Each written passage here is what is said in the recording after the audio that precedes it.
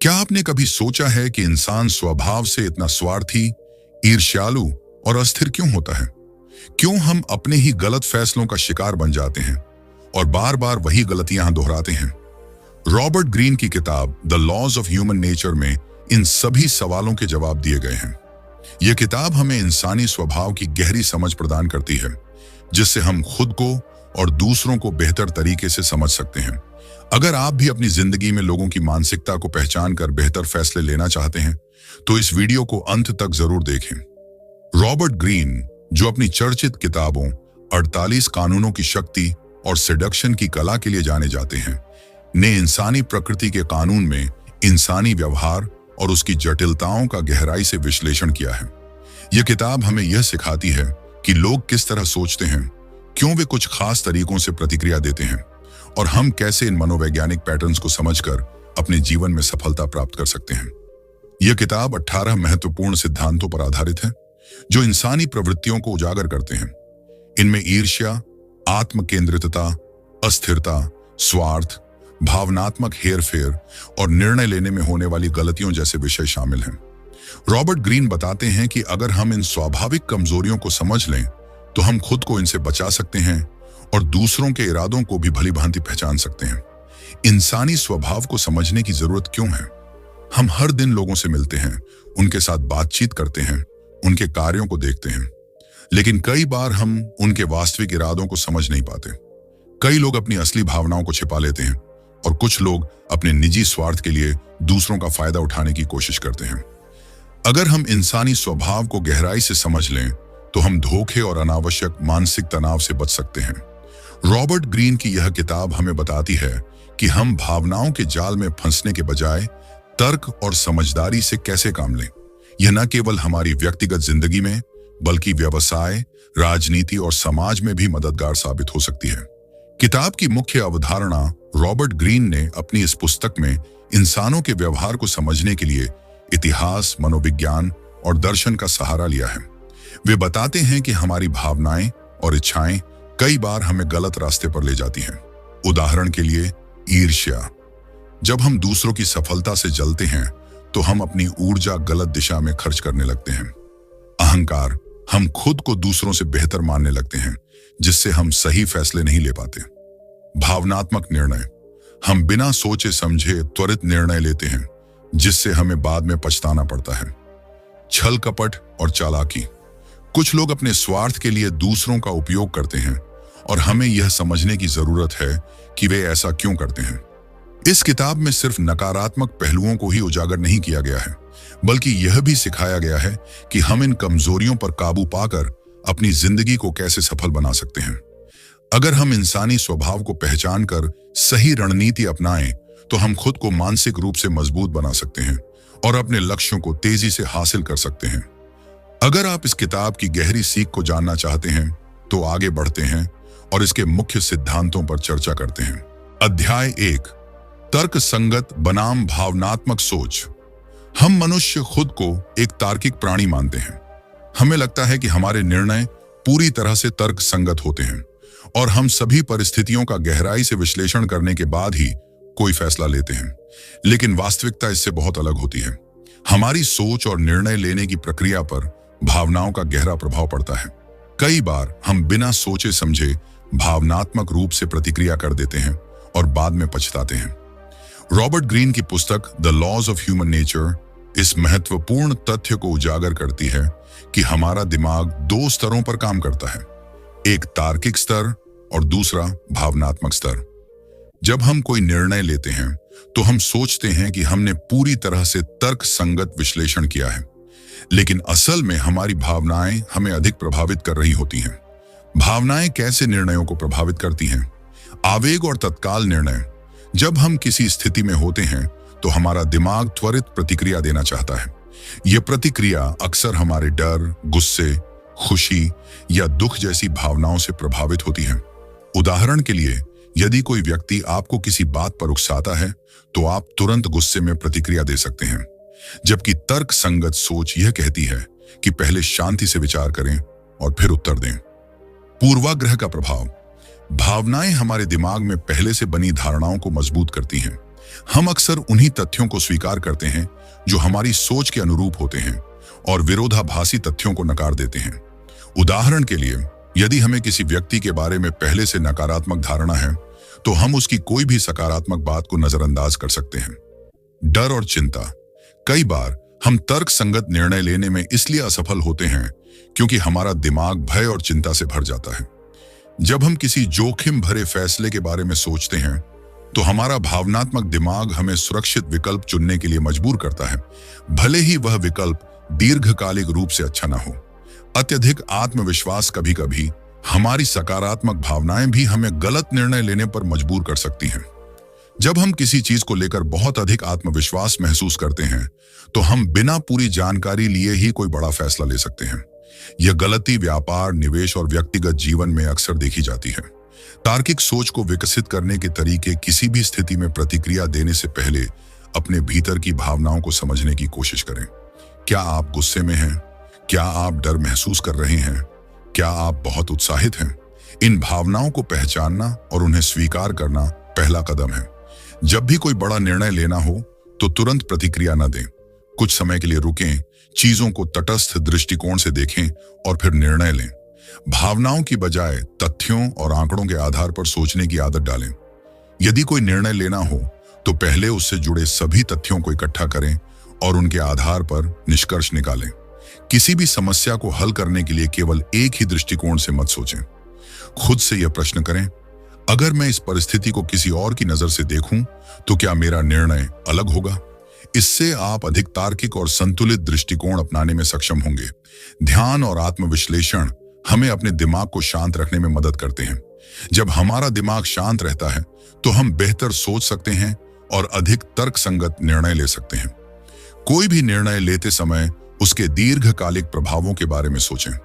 कई बार अल्पकालिक भावनाओं के कारण हम गलत निर्णय ले लेते हैं, जो आगे चलकर नुकसानदायक साबित होते हैं। अध्याय 2, अपने छिपे हुए पक्ष को पहचानें। हम सभी खुद को एक अच्छे इंसान के रूप में देखना चाहते हैं। हम अपनी सकारात्मक विशेषताओं को खुलकर स्वीकार करते हैं, लेकिन अपने अंदर की नकारात्मकताओं को या तो नजरअंदाज कर देते हैं या उन्हें छिपाने की कोशिश करते हैं। हर व्यक्ति के भीतर एक छिपा हुआ पक्ष होता है, जिसे मनोविज्ञान में शैडो सेल्फ कहा जाता है। शैडो सेल्फ हमारे व्यक्तित्व का वह हिस्सा है जिसमें हमारी नकारात्मक भावनाएं, दबी हुई इच्छाएं, भय, ईर्ष्या, गुस्सा और समाज द्वारा अस्वीकार्य माने जाने वाले पहलू शामिल होते हैं। आमतौर पर हम इन भावनाओं को दूसरों के सामने प्रकट नहीं करते और खुद से भी छिपाने की कोशिश करते हैं। लेकिन यदि हम अपने इस छिपे हुए पक्ष को पहचानें और उस पर काम करें, तो हम एक अधिक आत्म जागरूक और संतुलित व्यक्ति बन सकते हैं। शैडो सेल्फ क्या है और यह कैसे बनता है? जब हम बचपन से बड़े होते हैं, तो समाज, परिवार और संस्कृति हमें सिखाते हैं कि कौन सा व्यवहार स्वीकार्य है और कौन सा नहीं। जब हम कुछ ऐसा महसूस करते हैं जो दूसरों को अस्वीकार्य लग सकता है, तो हम उसे दबाने लगते हैं। उदाहरण, यदि एक बच्चा बहुत जिज्ञासु होता है और हर चीज पर सवाल पूछता है, लेकिन माता पिता उसे बार बार चुप करा देते हैं, तो वह धीरे धीरे अपनी जिज्ञासा को दबाने लगता है।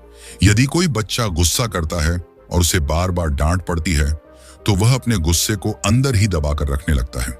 इस तरह हमारे व्यक्तित्व का एक हिस्सा, जिसे हम सामाजिक रूप से अस्वीकार्य मानते हैं, शैडो सेल्फ के रूप में हमारे भीतर विकसित हो जाता है।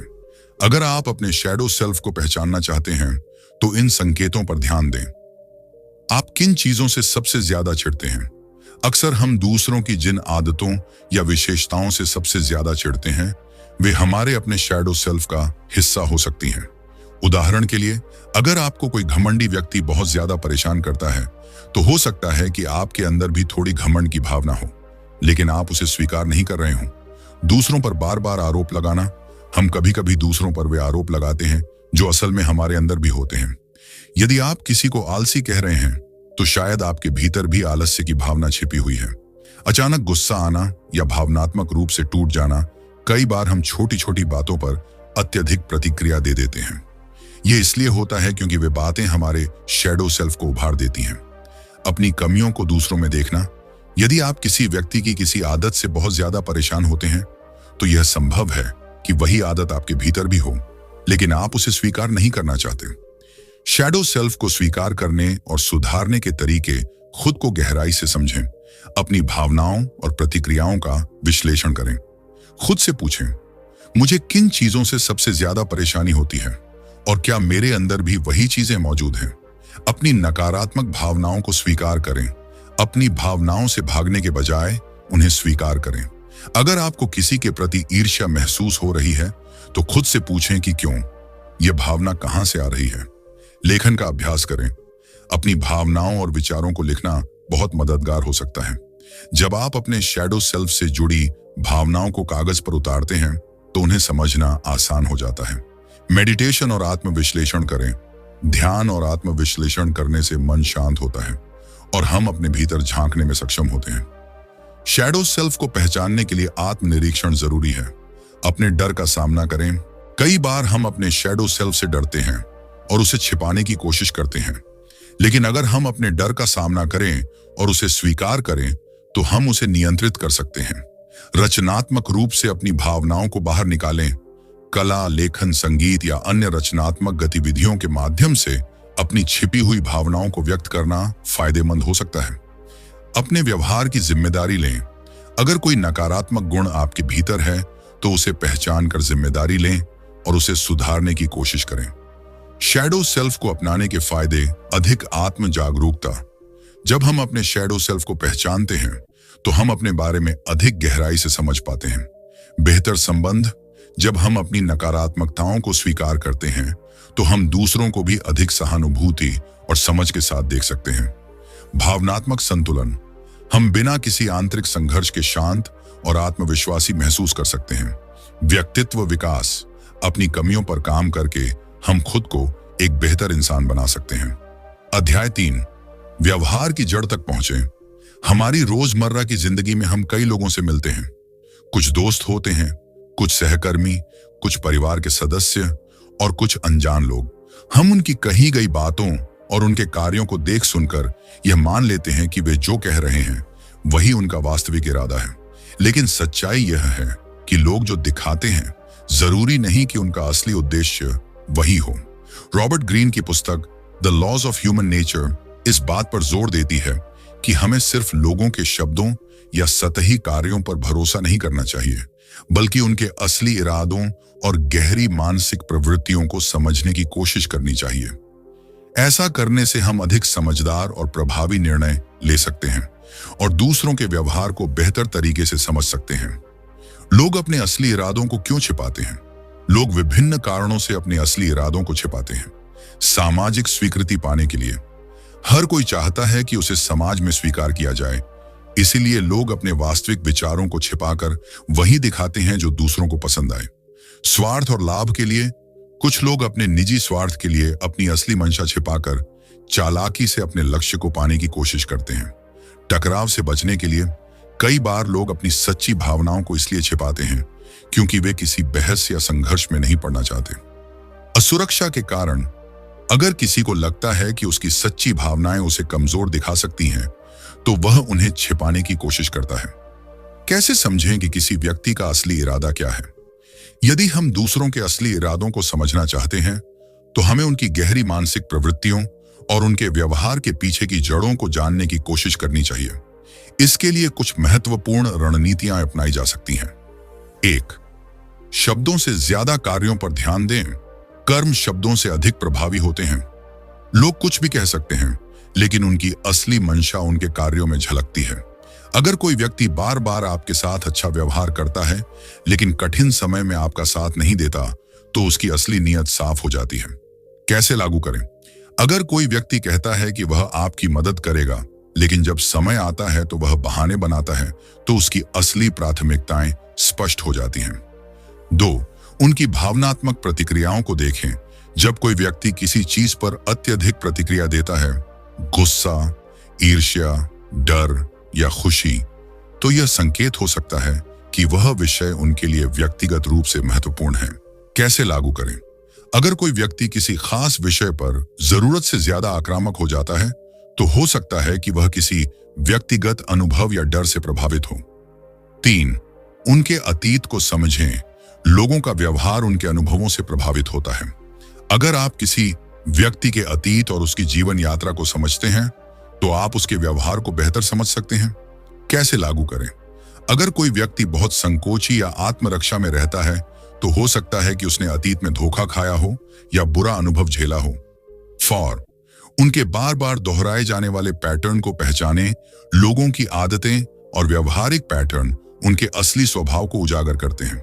अगर कोई व्यक्ति बार बार एक ही तरह का व्यवहार करता है तो यह संकेत हो सकता है कि यह उसका असली चरित्र है। कैसे लागू करें? अगर कोई व्यक्ति हमेशा दूसरों को दोष देता है और खुद की गलती नहीं मानता तो यह संकेत है कि वह जिम्मेदारी लेने से बचता है। 5. उनके लाभ और हानि का विश्लेषण करें। अगर आप समझना चाहते हैं कि कोई व्यक्ति क्यों किसी खास तरीके से व्यवहार कर रहा है तो यह सोचें कि उसे इससे क्या फायदा या नुकसान हो सकता है। कैसे लागू करें? अगर कोई व्यक्ति आपको बार बार किसी खास दिशा में जाने के लिए प्रेरित कर रहा है तो यह देखें कि उसे इससे क्या लाभ हो सकता है। 6. दूसरों के प्रति उनका रवैया देखें। अगर आप किसी व्यक्ति की असली सोच को समझना चाहते हैं तो देखें कि वह कमजोर या असहाय लोगों के साथ कैसा व्यवहार करता है। कैसे लागू करें? अगर कोई व्यक्ति सिर्फ ताकतवर लोगों के साथ अच्छा व्यवहार करता है लेकिन कमजोर लोगों को नजरअंदाज करता है तो यह दिखाता है कि वह केवल स्वार्थी हितों के लिए अच्छा बनने का नाटक कर रहा है। 7वें, अप्रत्यक्ष प्रश्न पूछें। कभी कभी सीधे प्रश्न पूछने से लोग सच नहीं बताते, लेकिन अगर आप उन्हें अप्रत्यक्ष रूप से टटोलें तो आप उनके असली विचारों को उजागर कर सकते हैं। कैसे लागू करें? अगर आप किसी व्यक्ति के इरादों को समझना चाहते हैं तो उसे सीधा सवाल पूछने की बजाय उसे सामान्य बातचीत करें और देखें कि वह क्या प्रतिक्रिया देता है। अध्याय 4, दूसरों की सोच को समझें। दूसरों के विचारों, दृष्टिकोण और मानसिकता को समझना एक अत्यंत महत्वपूर्ण कौशल है। यदि हम यह जान लें कि सामने वाला व्यक्ति कैसे सोचता है तो हम बेहतर संवाद स्थापित कर सकते हैं, अधिक प्रभावी निर्णय ले सकते हैं और मजबूत संबंध बना सकते हैं। रॉबर्ट ग्रीन की पुस्तक the laws of human nature में बताया गया है कि हर व्यक्ति अपनी अलग मानसिकता, अनुभवों और धारणाओं के आधार पर सोचता और निर्णय लेता है। यदि हम केवल अपनी सोच पर केंद्रित रहें और दूसरों के दृष्टिकोण को समझने की कोशिश न करें तो गलतफहमियां और संघर्ष पैदा हो सकते हैं। दूसरों की सोच को समझने के फायदे: बेहतर संचार। जब हम किसी की मानसिकता को समझते हैं तो हम उसके अनुसार बातचीत कर सकते हैं। मजबूत रिश्ते, चाहे वह दोस्ती हो, परिवार हो या कार्यस्थल का संबंध हो, यदि हम दूसरों की सोच को समझते हैं तो रिश्ते बेहतर होते हैं। धोखे से बचाव। यदि हम किसी व्यक्ति की मानसिकता को समझ जाते हैं तो हम यह पहचान सकते हैं कि वह हमें धोखा देने की कोशिश कर रहा है या नहीं। नेतृत्व क्षमता। यदि आप लोगों की सोच को समझना सीख जाते हैं तो आप एक अच्छे नेता बन सकते हैं और प्रभावी निर्णय ले सकते हैं। कैसे समझें कि सामने वाला व्यक्ति क्या सोच रहा है? 1. उनकी भावनाओं और हाव भाव को पढ़ें। लोग सिर्फ अपने शब्दों से ही नहीं बल्कि अपने चेहरे के भाव, शारीरिक मुद्राओं और आवाज के उतार चढ़ाव से भी अपनी सोच प्रकट करते हैं। कैसे पहचानें? यदि कोई व्यक्ति बात करते समय बार बार अपनी आंखें चुराता है तो संभव है कि वह कुछ छिपाने की कोशिश कर रहा हो। यदि कोई व्यक्ति बातचीत के दौरान अपनी बाहों को मोड़कर खड़ा होता है तो हो सकता है कि वह रक्षात्मक मानसिकता में हो। चेहरे के हाव भाव से यह पता चलता है कि व्यक्ति खुश, चिंतित, झूठ बोल रहा है या असहज महसूस कर रहा है। 2. उनकी भाषा और शब्दों पर ध्यान दें। लोग जो शब्द चुनते हैं वे उनकी मानसिकता को दर्शाते हैं। कुछ लोग हमेशा नकारात्मक शब्दों का इस्तेमाल करते हैं जबकि कुछ सकारात्मक और प्रेरणादायक भाषा का प्रयोग करते हैं। कैसे पहचानें? यदि कोई व्यक्ति अक्सर "मुझे नहीं लगता कि यह काम करेगा" जैसे वाक्य कहता है तो संभव है कि वह नकारात्मक सोच रखता हो। यदि कोई व्यक्ति हर समस्या का समाधान खोजने की कोशिश करता है तो वह एक आशावादी व्यक्ति हो सकता है। जो लोग बार बार खुद की बड़ाई करते हैं वे आत्म केंद्रित मानसिकता रखते हैं। 3. उनकी रुचियों और प्राथमिकताओं को जानें। हर व्यक्ति की सोच उसकी रुचियों, इच्छाओं और प्राथमिकताओं से प्रभावित होती है। जब हम यह जान लेते हैं कि किसी व्यक्ति के लिए सबसे महत्वपूर्ण चीजें क्या हैं तो हम उसकी मानसिकता को बेहतर तरीके से समझ सकते हैं। कैसे पहचानें? अगर कोई व्यक्ति पैसे की बातों में बहुत रुचि रखता है तो संभव है कि वह व्यावसायिक या लाभ केंद्रित मानसिकता रखता हो। यदि कोई व्यक्ति हमेशा दूसरों की मदद करने के बारे में सोचता है, तो वह संवेदनशील और दयालु स्वभाव का हो सकता है। यदि कोई व्यक्ति छोटी छोटी बातों पर गुस्सा हो जाता है, तो यह संकेत हो सकता है कि वह असुरक्षा महसूस करता है। 4. उनके अतीत और अनुभवों को समझें। हर व्यक्ति का अतीत उसकी सोच को प्रभावित करता है। जिस तरह के अनुभव उसने जीवन में झेले हैं, वही उसकी मानसिकता का आधार बनते हैं। कैसे पहचानें? यदि किसी व्यक्ति ने बचपन में संघर्ष देखा है, तो वह अधिक आत्मनिर्भर और सतर्क हो सकता है। यदि कोई व्यक्ति अतीत में धोखा खा चुका है, तो वह ज्यादा संदेह करने वाला हो सकता है। जिन लोगों को जीवन में ज्यादा सफलता मिली है, वे अधिक आत्मविश्वासी और सकारात्मक हो सकते हैं। 5. उनकी प्रतिक्रियाओं का विश्लेषण करें। जब लोग किसी स्थिति का सामना करते हैं, तो उनकी प्रतिक्रिया से उनकी मानसिकता का पता चलता है। कैसे पहचानें? यदि कोई व्यक्ति किसी समस्या के सामने घबरा जाता है, तो वह दबाव में काम करने में असमर्थ हो सकता है। यदि कोई व्यक्ति हमेशा शांत रहता है और समाधान खोजने की कोशिश करता है, तो वह व्यावहारिक और परिपक्व सोच वाला हो सकता है। यदि कोई व्यक्ति किसी छोटी सी आलोचना पर भड़क जाता है, तो वह असुरक्षित महसूस कर सकता है। दूसरों की सोच को समझने के लिए क्या करें? पहला सवाल पूछें। जब हम किसी व्यक्ति की सोच को समझना चाहते हैं, तो हमें उसे ज्यादा से ज्यादा बात करने देना चाहिए। सवाल पूछने से उनकी मानसिकता के बारे में गहराई से जानने का मौका मिलता है। सीधा प्रश्न, आपको इस विषय पर क्या लगता है? खुला एंडेड प्रश्न, आपको क्या लगता है कि इसका समाधान क्या हो सकता है? दूसरी सहानुभूति विकसित करें। अगर आप दूसरों की सोच को गहराई से समझना चाहते हैं, तो आपको उनकी जगह खुद को रखकर सोचना होगा। किसी व्यक्ति के नजरिए से दुनिया को देखने की कोशिश करें। उनकी समस्याओं और भावनाओं को महसूस करने का प्रयास करें। उनके संघर्षों को समझने की कोशिश करें। 3. निष्कर्ष पर जल्दी न पहुंचें। कई बार हम बिना पूरी जानकारी के ही लोगों के बारे में राय बना लेते हैं, लेकिन यह गलत हो सकता है। धैर्य रखें और व्यक्ति के व्यवहार का पूरा अवलोकन करें। उनकी मानसिकता को समझने के लिए समय लें। किसी भी व्यक्ति को केवल एक घटना के आधार पर जज न करें। अध्याय 5, करिश्माई बने। प्रभावशाली व्यक्तित्व विकसित करें। क्या आपने कभी ऐसे लोगों को देखा है जो जहां भी जाते हैं, सबका ध्यान आकर्षित कर लेते हैं? ऐसे लोग बोलते हैं तो लोग उन्हें सुनते हैं। उनकी उपस्थिति में एक अलग ऊर्जा महसूस होती है। इन्हें हम करिश्माई व्यक्तित्व वाले लोग कहते हैं। रॉबर्ट ग्रीन की पुस्तक the laws of human nature के अनुसार करिश्मा एक ऐसा गुण है जिसे कोई भी विकसित कर सकता है। यह जन्मजात नहीं होता, बल्कि इसे सही रणनीतियों के जरिए सीखा और अपनाया जा सकता है। करिश्माई व्यक्ति बनने के 3 मुख्य तत्व आत्मविश्वास, खुद पर भरोसा और दूसरों के सामने मजबूती से खड़े रहने की क्षमता। शरीर की भाषा, बिना शब्दों के अपनी उपस्थिति को प्रभावी बनाना। बातचीत की कला, अपनी बातों में प्रभाव लाकर दूसरों को प्रेरित करना। अब आइए इन तीनों पहलुओं को विस्तार से समझें। इयोन, आत्मविश्वास विकसित करें। करिश्माई बनने का पहला कदम आत्मविश्वास है। अगर आप खुद पर विश्वास नहीं करेंगे, तो दूसरे भी आप पर भरोसा नहीं करेंगे। आत्मविश्वास बढ़ाने के तरीके: सकारात्मक सोच अपनाएं। खुद को कमजोर न समझें, बल्कि अपनी खूबियों को पहचानें। नकारात्मक सोच से बचें। खुद को बार बार कमजोर या अयोग्य मानने से बचें। दृढ़ता से खड़े रहें, अपनी राय स्पष्ट रखें और बिना घबराए सामने रखें। तैयारी करें, जो भी काम करें उसकी पूरी तैयारी रखें ताकि आप आत्मविश्वास के साथ आगे बढ़ सकें। टिप: जब भी आप किसी से बात करें, धीमी और ठहरी हुई आवाज में बात करें। इससे आप अधिक आत्मविश्वासी लगेंगे। 2. प्रभावशाली शरीर की भाषा अपनाएं। आपका शारीरिक हाव भाव, बॉडी लैंग्वेज, आपकी उपस्थिति को करिश्माई बनाता है। शरीर की भाषा सुधारने के तरीके: आंखों में आत्मविश्वास रखें। बात करते समय आंखें मिलाएं, लेकिन जरूरत से ज्यादा घूरे नहीं। सीधा खड़े रहें। झुककर खड़े होने से आत्मविश्वास कमजोर दिखता है, इसलिए अपनी बॉडी को खुला और मजबूत रखें। हाव भाव का सही इस्तेमाल करें। बात करते समय हाथों का सही तरीके से प्रयोग करें, लेकिन ओवर एक्टिंग न करें। धीरे और स्थिरता से चलें। जल्दी जल्दी हड़बड़ाकर चलने से घबराहट झलकती है, इसलिए अपनी चाल में ठहराव लाएं। टिप: जब आप किसी से मिलें, तो हल्की मुस्कान के साथ आत्मविश्वास से हाथ मिलाएं। यह आपको अधिक करिश्माई बनाएगा। 3. अपनी बातचीत को प्रभावी बनाएं। एक करिश्माई व्यक्ति बनने के लिए आपको अपनी बातचीत की कला पर काम करना होगा।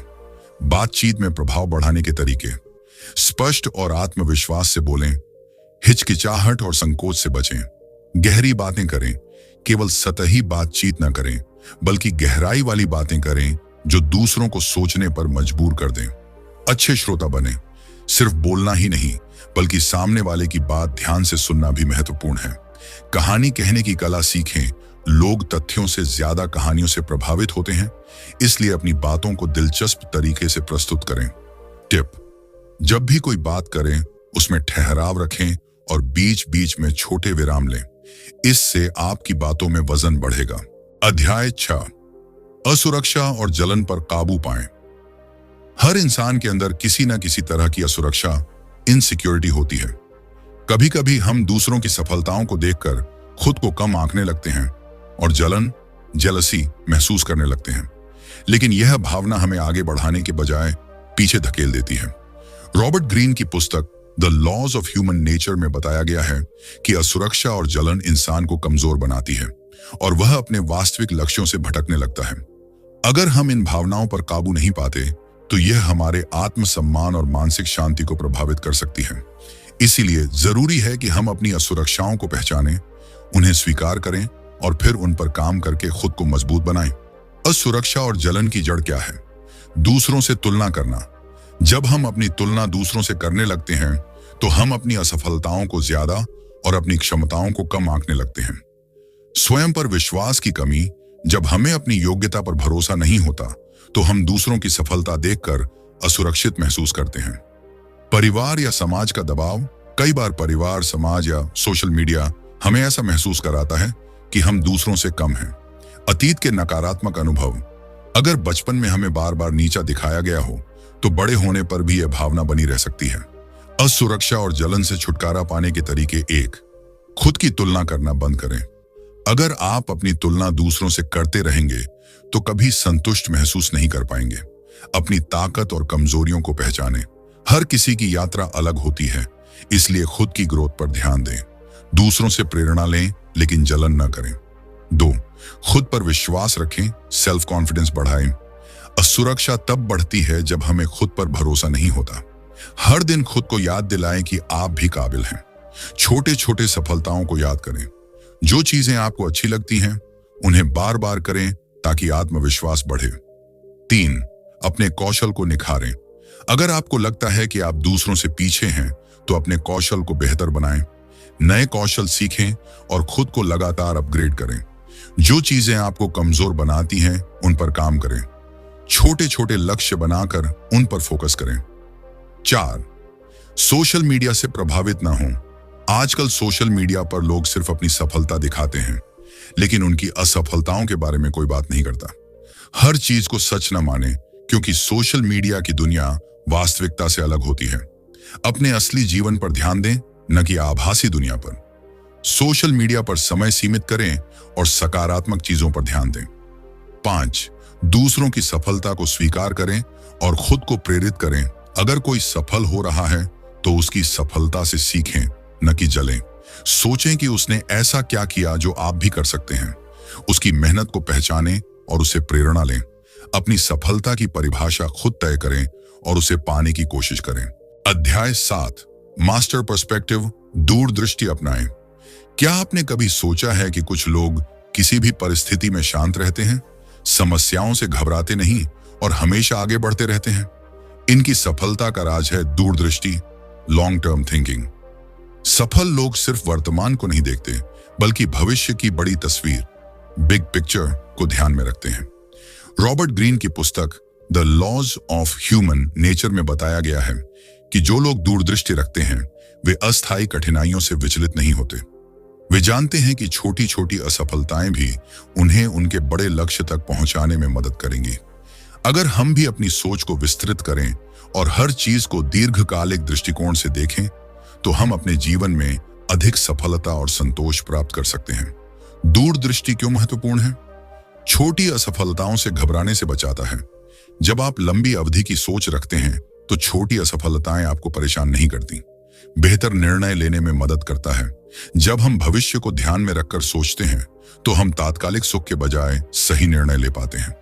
लक्ष्यों पर ध्यान केंद्रित रखता है। दूरदृष्टि रखने से हम अपने दीर्घकालिक लक्ष्यों से नहीं भटकते। धैर्य और आत्मनियंत्रण विकसित होता है। हमें तुरंत परिणाम न मिलने पर भी काम करते रहने की प्रेरणा मिलती है। कैसे अपनाएं दूरदृष्टि? एक छोटी असफलताओं से सीखें, घबराएं नहीं। सफल लोग जानते हैं कि असफलताएं सिर्फ सीखने के अवसर हैं। हर असफलता को अनुभव के रूप में देखें। सोचें कि इस स्थिति से क्या सीख सकते हैं। लंबे समय तक आगे बढ़ने के लिए असफलताओं को स्वीकार करें। उदाहरण, थॉमस एडिसन ने बल्ब बनाने से पहले 1000 से ज्यादा बार असफलता झेली, लेकिन उन्होंने इसे सीखने की प्रक्रिया के रूप में देखा और अंततः सफलता पाई। 2. तत्काल सुख से बचें। दूरदृष्टि रखने वाले लोग जानते हैं कि असली सफलता धैर्य और समय मांगती है। जल्दबाजी में निर्णय लेने से बचें। लंबे समय के लाभ को ध्यान में रखकर निर्णय लें। हर दिन छोटे छोटे कदम बढ़ाएं जो भविष्य में बड़े परिणाम देंगे। उदाहरण, अगर आप तुरंत पैसा कमाने के लिए किसी गलत शॉर्टकट का इस्तेमाल करेंगे तो शायद थोड़ी देर के लिए सफल हो जाएं, लेकिन दीर्घकालिक सफलता नहीं मिलेगी। 3. अपने लक्ष्यों को दीर्घकालिक दृष्टि से देखें। 10 साल बाद आप कहां होंगे, इस पर सोचें। छोटे छोटे लक्ष्यों को बड़े लक्ष्य की ओर बढ़ने के लिए सेट करें। अपने निर्णयों को अपने बड़े लक्ष्य के अनुसार तय करें। उदाहरण, अगर आपका लक्ष्य एक सफल लेखक बनना है तो आपको रोज लिखने की आदत डालनी होगी, भले ही आपको शुरुआत में प्रशंसा न मिले। 4. संयम और धैर्य विकसित करें। हर चीज का परिणाम तुरंत नहीं मिलेगा, इसलिए धैर्य रखें। अपनी भावनाओं को नियंत्रित करें और सोच समझकर कदम उठाएं। जल्दबाजी में गलत फैसले लेने से बचें। उदाहरण, शेयर मार्केट में सफल निवेशक वही होते हैं जो उतार चढ़ाव के बावजूद धैर्य रखते हैं और दीर्घकालिक लाभ के लिए निवेश बनाए रखते हैं। अध्याय 8, आत्म जागरूकता बढ़ाएं। आत्म जागरूकता, सेल्फ अवेयरनेस का मतलब है अपने भीतर की सोच, भावनाओं और आदतों को पहचानना और समझना। जब हम खुद को पूरी तरह से जानने लगते हैं तो हम अपने व्यवहार, प्रतिक्रियाओं और आदतों को बेहतर तरीके से नियंत्रित कर सकते हैं। यह न केवल हमें आत्म सुधार की दिशा में मार्गदर्शन करता है, बल्कि हमारे रिश्तों और जीवन के हर पहलू को भी बेहतर बनाता है। रॉबर्ट ग्रीन की पुस्तक the laws of human nature में यह कहा गया है कि जो व्यक्ति अपने आप को समझता है वह दूसरों को भी आसानी से समझ सकता है। आत्म जागरूकता हमें अपनी कमजोरी और ताकत दोनों को पहचानने में मदद करती है, जिससे हम अपनी व्यक्तिगत और पेशेवर जिंदगी में सकारात्मक बदलाव ला सकते हैं। आत्म जागरूकता क्यों जरूरी है? अपने व्यवहार पर नियंत्रण। जब हम अपनी आदतों और प्रतिक्रियाओं को पहचानते हैं तो उन्हें बदलने और सुधारने का अवसर मिलता है। बेहतर निर्णय लेना। आत्म जागरूकता से हम अपनी सोच को साफ और स्पष्ट रख सकते हैं, जिससे सही निर्णय ले पाते हैं। दूसरों से बेहतर संबंध बनाना। जब हम खुद को समझते हैं तो दूसरों को भी समझना आसान हो जाता है और इससे हमारे रिश्ते मजबूत होते हैं। आत्मविश्वास बढ़ाना। अपनी कमजोरियों और ताकतों को समझने से आत्मसम्मान और आत्मविश्वास दोनों बढ़ते हैं। आत्म जागरूकता बढ़ाने के तरीके। 1. अपने विचारों पर ध्यान दें। हमारा दिमाग लगातार विचारों से भरा रहता है और कई बार हम बिना सोचे समझे प्रतिक्रिया देते हैं। आत्म जागरूकता बढ़ाने के लिए जरूरी है कि हम अपने विचारों पर ध्यान दें और यह समझें कि क्या सोच रहे हैं। अपने विचारों को लिखें। रोजाना अपने विचारों को डायरी में लिखना आपकी मानसिक स्थिति को समझने में मदद कर सकता है। सोचने के बाद प्रतिक्रिया दें। किसी भी स्थिति में जल्दबाजी में प्रतिक्रिया न करें, पहले सोचें और फिर जवाब दें। स्वयं से सवाल करें, क्या यह सोच सही है? क्या इसे बदलने की आवश्यकता है? 2. अपनी भावनाओं को पहचानें। हमारी भावनाएं हमारे निर्णयों और प्रतिक्रियाओं को प्रभावित करती हैं। आत्म जागरूकता तभी बढ़ेगी जब हम अपनी भावनाओं को पहचानकर उन्हें नियंत्रित करना सीखेंगे। भावनाओं का विश्लेषण करें। जब आप गुस्से या तनाव में होते हैं तो खुद से सवाल करें, मुझे ऐसा क्यों महसूस हो रहा है? भावनाओं को स्वीकारें। अपनी भावनाओं को दबाने के बजाय उन्हें स्वीकारें और समझें कि वे क्यों उत्पन्न हो रही हैं। भावनाओं को नियंत्रित करें। जब आप अपनी भावनाओं को पहचानते हैं तो उन्हें नियंत्रित करना आसान हो जाता है। उदाहरण के लिए, गुस्से को शांत करने के लिए गहरी सांसें लें। 3. अपनी आदतों पर ध्यान दें। हमारे जीवन में हमारे द्वारा किए गए रोजाना के छोटे छोटे कार्य बहुत प्रभाव डालते हैं। यदि हम अपनी आदतों को बदलने के लिए जागरूक होते हैं तो हम अपनी जिंदगी को बेहतर बना सकते हैं। अपनी आदतों का विश्लेषण करें। क्या आप कोई बुरी आदत रखते हैं जो आपके जीवन को प्रभावित कर रही है? इसे पहचानें और फिर इस पर काम करें। छोटे बदलाव करें। आदतों को एकदम से बदलना मुश्किल हो सकता है, इसलिए धीरे धीरे छोटे कदम उठाएं। सकारात्मक आदतों को बढ़ावा दें, जैसे सुबह जल्दी उठना, ध्यान लगाना या अपनी सेहत का ख्याल रखना। 4. दूसरों से प्रतिक्रिया लें। दूसरे लोग हमारे बारे में वह बातें बताते हैं जो हम खुद नहीं देख पाते। दूसरों से प्रतिक्रिया प्राप्त करना आत्म जागरूकता बढ़ाने का एक महत्वपूर्ण तरीका है। सकारात्मक और नकारात्मक दोनों प्रकार की प्रतिक्रिया स्वीकारें। अपने दोस्तों, सहकर्मियों या परिवार से प्रतिक्रिया लें और इसे अपनी आत्म सुधार यात्रा का हिस्सा बनाएं। नहीं नकारात्मकता से प्रभावित हों। जब कोई आलोचना करे तो उसे व्यक्तिगत रूप से न लें, बल्कि उस पर विचार करें कि आप इसमें क्या सुधार कर सकते हैं। आलोचना को सीखने का अवसर समझें। आलोचना आपकी खुद को सुधारने की दिशा में एक कदम और बढ़ने का मौका देती है। 5. ध्यान और मानसिक शांति। ध्यान मेडिटेशन आत्म जागरूकता बढ़ाने का एक बेहतरीन तरीका है। यह हमें अपनी आंतरिक स्थिति को समझने और शांत रखने में मदद करता है। हर दिन ध्यान लगाएं। थोड़ी देर के लिए बैठकर अपनी सांसों पर ध्यान केंद्रित करें और अपने विचारों को शांत करें। मन की स्थिति को समझें। ध्यान के दौरान यह महसूस करें कि आपकी मानसिक स्थिति कैसी है। क्या आप तनाव महसूस कर रहे हैं या शांत? सकारात्मक सोच विकसित करें। ध्यान से आपको अपनी सोच को सकारात्मक दिशा में बदलने का मौका मिलता है। अध्याय 9, लोगों की नकली अच्छाई को पहचानें। हमारे समाज में बहुत से लोग अपनी छवि को बेहतर बनाने के लिए अच्छाई का ढोंग करते हैं। वे दूसरों को यह दिखाने की कोशिश करते हैं कि वे अच्छे इंसान हैं, जबकि असल में उनका स्वभाव अलग हो सकता है। रॉबर्ट ग्रीन की पुस्तक the laws of human nature में यह बताया गया है कि लोग अक्सर अपनी वास्तविक प्रवृत्तियों और इरादों को छिपाते हैं। यह समझना जरूरी है कि हर व्यक्ति का बाहरी दिखावा उसकी असलियत को नहीं दर्शाता। हमारे आसपास ऐसे बहुत से लोग होते हैं जो अच्छे दिखने की कोशिश करते हैं, लेकिन जब आप उनकी असली सोच और इरादों को समझने लगते हैं तो पता चलता है कि वे उतने अच्छे नहीं हैं। इसलिए यह बहुत जरूरी है कि हम दूसरों की नकली अच्छाई को पहचानें और अपने फैसले उसी आधार पर लें। नकली अच्छाई के संकेत। 1. हमेशा परफेक्ट होने का दिखावा। जो लोग बार बार यह दिखाने की कोशिश करते हैं कि वे हमेशा सही होते हैं या उनके पास किसी भी स्थिति में हल है, वे असल में खुद को और दूसरों को धोखा दे रहे होते हैं। कभी नहीं स्वीकारते अपनी गलतियां। वे कभी अपनी गलती नहीं मानते और खुद को हर परिस्थिति में सही साबित करने की कोशिश करते हैं। बिना किसी दिखावे के मदद नहीं करते। जब मदद की आवश्यकता होती है तो ये लोग पीछे हट जाते हैं, लेकिन सामने दूसरों को अपनी मदद का बहुत बड़ा ढिंढोरा पीटते हैं। 2. दूसरों को नीचे दिखाना। ऐसे लोग दूसरों की आलोचना करते रहते हैं ताकि वे खुद को अच्छा दिखा सकें। वे दूसरों की कमजोरियों का मजाक उड़ाते हैं या उनका अपमान करते हैं ताकि उनकी अपनी अच्छाई सामने आ सके। खुद को श्रेष्ठ साबित करना। वे हमेशा दूसरों को गलत साबित करने की कोशिश करते हैं और खुद को सबसे समझदार और अच्छे इंसान के रूप में पेश करते हैं। मुलायम शब्दों का इस्तेमाल। इनका लक्ष्य किसी को चोट पहुंचाए बिना उनके आत्मसम्मान को नुकसान पहुंचाना होता है। वे आमतौर पर दूसरों के सामने अपनी अच्छाई को दिखाने के लिए शब्दों का चुनाव करते हैं। 3. वास्तविक उद्देश्य को छिपाना। लोगों की नकली अच्छाई का एक प्रमुख संकेत यह है कि वे अपने वास्तविक इरादों को छिपाने की कोशिश करते हैं। वे एक तरफ अच्छे दिखते हैं, लेकिन दूसरी तरफ उनके इरादे और उद्देश्य संदेहास्पद हो सकते हैं। कभी न खत्म होने वाली सहायता की पेशकश।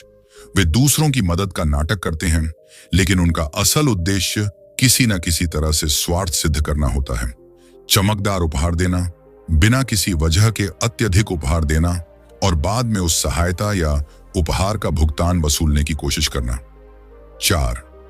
दूसरों की समस्याओं को बढ़ावा देना। ऐसे लोग दूसरों की समस्याओं को और बढ़ा देते हैं ताकि वे खुद को मददगार साबित कर सकें। असल में उनका उद्देश्य दूसरों के दर्द का फायदा उठाना होता है। समस्याओं में वृद्धि करना।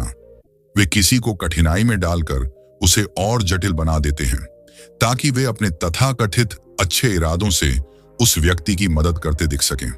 हमेशा अपनी भूमिका को बढ़ा चढ़ा कर दिखाना। ऐसे लोग यह दिखाने में लगे रहते हैं कि वे कितनी महत्वपूर्ण भूमिका निभा रहे हैं, जबकि असल में उनका योगदान नगण्य होता है। कैसे पहचाने नकली अच्छाई को? 1, उनकी प्रतिक्रियाओं को देखें। नकली अच्छाई को पहचानने के लिए हमें किसी व्यक्ति की प्रतिक्रियाओं पर ध्यान देना चाहिए। जब वह आपको अपनी मदद देने के बजाय अपनी अच्छाई को बार बार जताने लगे, तो समझ जाइए कि कुछ गड़बड़ है।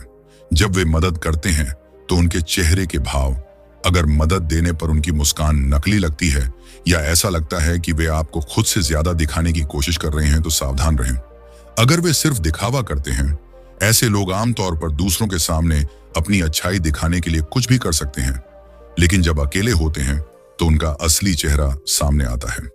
2, उनके कार्यों पर ध्यान दें, उनके शब्दों पर नहीं। जो लोग असल में अच्छे होते हैं, उनके कार्य उनके शब्दों से मेल खाते हैं। अगर किसी व्यक्ति के शब्दों और कार्यों में अंतर है, तो यह उसके नकली स्वभाव का संकेत हो सकता है। व्यवहार और कार्यों में कंसिस्टेंसी देखें।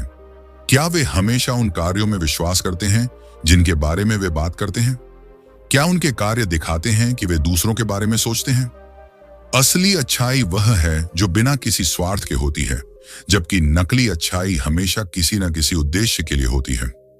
3, दूसरों के साथ उनके रिश्ते पर ध्यान दें। नकली अच्छाई का एक बड़ा संकेत यह है कि लोग जो दिखाते हैं वैसा उनके रिश्तों में नहीं होता। यदि कोई व्यक्ति सिर्फ दूसरों को अच्छा दिखाने की कोशिश करता है, तो वह आमतौर पर अकेला होता है, क्योंकि उसका असली स्वभाव दूसरों से मेल नहीं खाता। क्या लोग उन्हें पसंद करते हैं? अगर उनके पास एक से अधिक लोग हैं जो उनकी अच्छाई पर सवाल उठाते हैं, तो इसका मतलब है कि उनकी अच्छाई झूठी हो सकती है। क्या वे लोगों का सम्मान करते हैं? एक व्यक्ति जो दूसरों की वास्तविक मदद करता है, वह हमेशा सम्मानजनक व्यवहार करता है। अध्याय 10, सत्ता और हेरफेर को समझें। हमारे समाज में कुछ लोग अपनी शक्ति को बढ़ाने और दूसरों को नियंत्रित करने के लिए हेरफेर की रणनीतियां अपनाते हैं। यह लोग अपने स्वार्थ के लिए दूसरों की कमजोरियों का फायदा उठाते हैं और उन्हें अपने हिसाब से मोड़ने की कोशिश करते हैं। रॉबर्ट ग्रीन की पुस्तक the laws of human nature में यह बताया गया है कि सत्ता और हेरफेर के खेल को समझना बहुत महत्वपूर्ण है, क्योंकि इस ज्ञान से हम दूसरों की चालों को पहचान सकते हैं और अपने जीवन को इस तरह से दिशा दे सकते हैं कि हम इनसे बच सकें। यह समझना जरूरी है कि सत्ता और हेरफेर का खेल किसी भी क्षेत्र में हो सकता है, चाहे वह व्यक्तिगत रिश्ते हों, कार्यस्थल हो या राजनीति। इन रणनीतियों को पहचान कर और उनसे बचकर हम अपने जीवन को और अधिक नियंत्रित और सुरक्षित बना सकते हैं। सत्ता और हेरफेर के संकेत। 1, दूसरों के फैसलों को प्रभावित करना। कुछ लोग जानबूझकर दूसरों को ऐसी स्थिति में डालते हैं जहां वे उनके फैसले प्रभावित कर सकें। वे अपनी बातों और कार्यों से लोगों को अपने पक्ष में करने का प्रयास करते हैं। भावनाओं का उपयोग करना। ये लोग दूसरों की भावनाओं का इस्तेमाल करते हैं ताकि उन्हें अपने इरादों के अनुसार कार्य करने के लिए मजबूर किया जा सके। उदाहरण के लिए, कोई व्यक्ति आपको यह महसूस करवा सकता है कि आपकी मदद की आवश्यकता है ताकि आप उसकी इच्छाओं को पूरा करें। सहानुभूति का नाटक करना। ये लोग अक्सर सहानुभूति का नाटक करते हैं ताकि वे दूसरों से मदद या समर्थन प्राप्त कर सकें। वे जानबूझकर खुद को कमजोर या असमर्थ दिखाते हैं ताकि लोग उनकी मदद करें। 2, अदृश्य नियंत्रण बनाए रखना। हेरफेर करने वाले लोग अपनी सत्ता और नियंत्रण को दिखाई नहीं देते हुए बनाए रखते हैं। वे दूसरों को ऐसा महसूस कराते हैं कि वे अपने फैसले खुद ले रहे हैं, जबकि असल में वे उन्हें नियंत्रित कर रहे होते हैं। गोपनीय रणनीतियां। वे हमेशा अपनी योजनाओं को छिपाकर रखते हैं और दूसरों को यह सोचने देते हैं कि वे पूरी तरह से स्वतंत्र रूप से निर्णय ले रहे हैं। सत्ता का अधिग्रहण धीरे धीरे करना। वे धीरे धीरे दूसरों की पसंद और नापसंद के बारे में जानकारी इकट्ठा करते हैं और फिर उसी का उपयोग करके उन्हें अपने इरादों के अनुसार नियंत्रित करने की कोशिश करते हैं। 3, आत्मविश्वास और डर का मिश्रण। हेरफेर करने वाले लोग अक्सर दूसरों के आत्मविश्वास को कमजोर करने के लिए उनके डर का फायदा उठाते हैं। वे दूसरों को यह महसूस कराते हैं कि वे बिना उनके समर्थन के असफल हो जाएंगे या उनके बिना कोई काम नहीं कर सकते। आत्मसंदेह पैदा करना। वे दूसरों को यह महसूस कराते हैं कि वे अपने निर्णयों में गलत हो सकते हैं और बिना उनकी मदद के सफल नहीं हो सकते। सतत दबाव डालना, यह लोग लगातार दबाव डालते रहते हैं ताकि दूसरे व्यक्ति उनके मुताबिक काम करने के लिए मजबूर हो जाएं। 4. झूठ और दावों का इस्तेमाल। हेरफेर करने वाले लोग अक्सर झूठ बोलने और तथ्यों को तोड़ने मरोड़ने में माहिर होते हैं। वे दूसरे लोगों के बारे में गलत जानकारी फैलाते हैं और दूसरों को भ्रमित करने की कोशिश करते हैं। सत्य को विकृत करना, ये लोग तथ्यों को विकृत करके किसी अन्य व्यक्ति या समूह को गलत साबित करते हैं। झूठी उम्मीदें देना, वे दूसरों को यह विश्वास दिलाते हैं कि वे किसी विशेष काम को करने में सक्षम नहीं हैं, जबकि असल में वे सिर्फ उनका आत्मविश्वास तोड़ने की कोशिश कर रहे होते हैं। कैसे पहचानें सत्ता और हेरफेर की रणनीतियों को? 1. उनकी भावनाओं पर ध्यान दें। हेरफेर करने वाले लोग आमतौर पर दूसरों की भावनाओं का शोषण करते हैं।